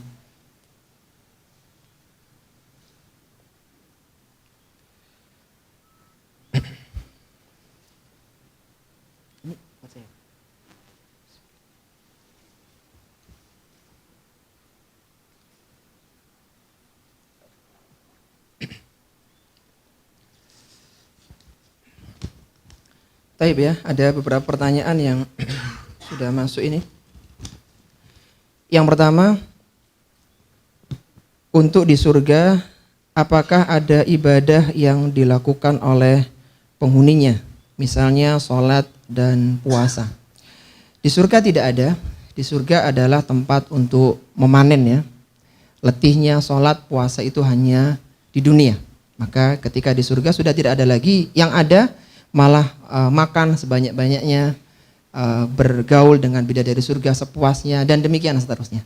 Kalau dunia kan makan kita harus batasin, kita nggak boleh makan yang haram, nggak boleh makan ketika Ramadan, siang hari, dan seterusnya. Kalau di sana adalah semuanya diperbolehkan. Maka sering kita katakan kalau orang-orang non muslim itu mereka boleh menikmati apapun di dunia karena memang dunia ini adalah surga mereka. Sedangkan orang yang beriman banyak tidak bolehnya. Nggak boleh makan riba, nggak boleh makan haram, nggak boleh pakai sutra. Banyak nggak bolehnya. Kenapa? Karena nanti ada tempat mereka boleh semuanya, yaitu di surga. Jadi kita itu akan diberikan kebebasan, tapi nggak di dunia, di surga. Sedangkan orang kafir yang tidak mendapatkan surga, maka mereka menjadikan dunia sebagai surganya. Inna dunya sijnul mu'min wa jannatul kafir. Sesungguhnya dunia adalah penjara bagi orang yang beriman, karena banyak yang nggak boleh kita ini. Adapun dunia merupakan surga bagi orang-orang kafir. Baik, kemudian yang berikutnya, bagaimana dengan para akhwat? Apa yang akan didapatkan di surga tentang pasangannya? Kalau ikhwan dijanjikan bidadari ya. Tadi yang dibahas bidadari aja, ibu-ibu kok nggak dapat. Mana nih untuk ibu-ibu? Iya, yang pertama begini para jamaah rahimani wa rahimakumullah. Kita harus meyakini semua keinginan penghuni surga itu akan terpenuhi. Sampai yang pengen nanam, yang pengen punya anak, apapun ya yang mungkin bagi kita itu sesuatu yang sederhana itu Allah penuhi. Apalagi perkara yang lebih besar dari itu. Tidaklah penghuni surga menginginkan kecuali Allah akan memenuhinya. Yang kedua, di surga itu tidak ada rasa hasad. Tidak ada rasa hasad, meskipun levelnya adalah surga nomor 96, paling rendah misalnya begitu, dia tidak akan ada hasad surga yang tertinggi. Tidak ada hasad, tidak ingin. Cuman sayang begitu, karena ini selama-lamanya ya, 96 terus tidak akan naik ke level yang lebih tinggi. Taib, jadi semua penghuni surga akan mendapatkan apa yang mereka inginkan. Termasuk bagi para ummahat, para ibu-ibu, tidak ada yang mereka inginkan kecuali terpenuhi di surga. Dan kesenangan para muslimah, para ummahat itu berbeda dengan kesenangannya laki-laki. Jadi mereka akan senang berada di rumahnya, dan istri ini akan bersama dengan suaminya yang terakhir. Kalau nikahnya lebih dari satu. Sebagaimana Ummu Darda ya, ketika ditawari oleh beberapa perjaka di kalangan para sahabat itu, Ummu Darda menolaknya. Dia selalu mengatakan, aku ingat pesan suamiku Abu Darda, qala Nabi sallallahu alaihi wasallam, innal mar'ata ma'a akhiri zaujihi. Sesungguhnya para wanita akan bersama dengan suaminya yang terakhir. Artinya dia lebih senang menjanda supaya bisa bersama dengan Abu Darda di surga. Ini cinta yang luar biasa ya. Artinya wanita ini akan berbahagia dengan fasilitas yang ada di surga. Dengan satu suami dia berbahagia. Dia tidak akan ada keinginan untuk lebih dari itu. Tidak ada. Jadi sudah dicukupkan dengan suaminya, bahkan lagi anak-anaknya nanti akan bersatu dengan dia di surga. Kalau orang yang beriman dengan nasab yang sama akan digabungkan dengan derajat yang paling tinggi. Misalnya kakeknya di surga nomor 2 atau nomor 1, cucunya nomor 5, cicitnya nomor 307. Enggak ada ya, 37 misalnya gitu ya. Nah, itu nanti semua akan bergabung di nomor 1 bersama. Mereka akan dikumpulkan dengan derajat yang tertinggi. Itu kemurahan dari Allah Subhanahu wa taala. Dan itu Masya Allah sudah kesenangan yang luar biasa. Dan kenikmatan masalah ranjang tidak ada apa-apanya daripada kenikmatan melihat wajah Allah Subhanahu wa taala. Jadi tidak ada dalil yang menyebutkan para wanita mendapatkan bidadara yang banyak. Yang ada mereka akan dikumpulkan dengan suami mereka, dan itu sudah cukup membahagiakan bagi mereka. Iya. Dan anaknya akan berkumpul bersama, itu jauh lebih membahagiakan. Kalau masalah makan sama ya, buah sama, laki perempuan sama ya. Untuk itu yang agak beda dikit ya. Sabar ya, insya Allah nikmat ya. Taib, yang berikutnya, kenapa orang meninggal harus disegerakan untuk dikuburkan? Yang pertama adalah karena itu adalah perintah Nabi SAW. Dalam hadisnya Rasulullah SAW bersabda, asri'u bil janazah. Bersegeralah kalian di dalam mengurus, dalam menyelenggarakan jenazah. Disebutkan dalam terusan hadis itu, kalaulah dia orang yang baik, maka niscaya kalian menyegerakan dia mendapatkan kebaikan, nikmat kubur. Kalau dia orang yang buruk, maka engkau telah membuang keburukan dari pundakmu. Itu yang pertama. Jadi karena ada perintah dari Nabi SAW. Yang kedua, tidak ada manfaat kecuali ada manfaat yang jelas ya. Tidak ada manfaat secara umum memperlama, menunda pemakaman jenazah. Karena jenazah ini sudah menjadi, menjadi bangkai. Jadi kalau diperlama nanti bisa menjadi bau dan seterusnya. Tidak ada manfaatnya kecuali ada urusan-urusan yang penting seperti untuk otopsi dan seterusnya. Dan Islam Masya Allah meletakkan sesuatu pada tempatnya. Ketika sudah perlu disegerakan, maka disegerakan. Cuman yang terbesar yang pertama yaitu kita melakukannya ittiba sunnah Rasul Sallallahu Alaihi Wasallam. Yang berikutnya, orang yang meninggalkan jamaah di masjid tidak dipanggil di surga. Bagaimana dengan kita wanita yang jamaahnya tidak di masjid ya. Kemudian yang kedua, istri apa tidak cemburu dengan suami yang mendapatkan 100 bidadari? Oh ya. Taib, yang pertama dulu ya. Tadi yang kita sebutkan hadis-hadis itu, jadi kita kalau memahami sebuah nas itu harus jam'ut turuq. Jam'ut turuq mengumpulkan semua nas sehingga mendapatkan pemahaman yang komprehensif, tidak parsial. Ayat-ayat dan hadis-hadis yang menyebutkan tentang masalah jamaah itu berlaku bagi laki-laki. Sedangkan wanita boleh tapi hukumnya mustahab. Sebagaimana sabda Nabi SAW, la tamna'u ima Allahi masajidallah. Janganlah kalian menahan para wanita-wanita hamba Allah untuk mendatangi masjid-masjid Allah. Bahasanya la tamna'u, jangan kalian tahan. Bukan janganlah kalian atau keluarkanlah wanita-wanita kalian, bukan itu. La tamna'u. Kalau mereka pingin ke masjid, ya silahkan. Jadi wanita berbeda kewajibannya dengan pria. Yang kita bacakan tadi itu adalah ayat-ayat dan hadis tentang pria. Kalau wanita bagaimana? Wanita boleh berjamaah di masjid, meskipun lebih utama berjamaah di rumah. Jadi boleh, tapi yang utama adalah di rumah. Cuman yang perlu diantisipasi ya para ibu-ibu, karena biasanya ibu-ibu ini jamaahnya di rumah, biasanya sholatnya itu kalau sudah hampir keluar waktu. Biasanya begitu, mumpung masih masak, dikit lagi akhirnya hampir asar. Nanti juga gitu, asar udah hampir maghrib. Ini hati-hati. Karena ada satu ayat ya di dalam Al-Quran yang sudah kita hafal, fawailul lil musallin alladzina hum an salatihim sahun. Celakalah bagi orang-orang yang salat yang mereka lalai dari salatnya. Al-Hafidz Ibnu Katsir rahimahullahu taala mendatangkan banyak tafsiran di situ, di antaranya adalah orang yang senantiasa mengakhirkan waktu salat. Itu masuk dalam larangan itu. Karena disebutkan dalam riwayat yang lain, di antara ciri munafik, mereka itu punya kebiasaan kalau sore itu menikmati sunset ya, matahari terbenam. Sampai sudah mau terbenam, mereka tidak ruku kepada Allah kecuali tidak salat kecuali 4 kali ruku. Wala yadhkurullaha illa qalilan, dia ruku dengan sangat cepat, tidak mengingat Allah kecuali sedikit sekali. Karena salat keburu maghrib. Nah, jadi kebiasaan seperti itu. Dan kebiasaan mengakhirkan waktu sholat ini kebiasaan orang-orang munafik. Maksud ana adalah meskipun antun tidak berjamaah, tapi tetap sholatlah di dalam waktunya. Suatu ketika ada seorang yang tanya kepada Abdullah bin Mas'ud, Rasulullah, ada seorang yang tanya, Abdullah bin Mas'ud tanya kepada Rasulullah, maksud ana, ia mengatakan, ya Rasulullah, ayyul amali ahabbu ilallah. Wahai Rasulullah, apa amalan yang dicintai oleh Allah? Maka Rasulullah spontan mengatakan yang pertama kali, as-salatu ala waktiha. Yaitu sholat di dalam waktunya. Sholat dalam waktunya ini adalah sesuatu yang utama. Kalau bisa jangan di ujung waktu. Kalau bisa. Baik, pertanyaan yang terakhir, bagaimana dengan istri, apakah tidak cemburu? Ya, cemburu hanya di dunia, Bu. Kalau sudah di surga tidak lagi ada rasa hasad. Dicabut ghilan, kecemburuan di kalangan orang-orang yang beriman, rasa hasad itu pada penghuni surga. Yang ada adalah saling mengasihi, saling menyayangi. Bahkan di surga tidak ada perkataan yang sia-sia. La yasma'u fiha laghiyah.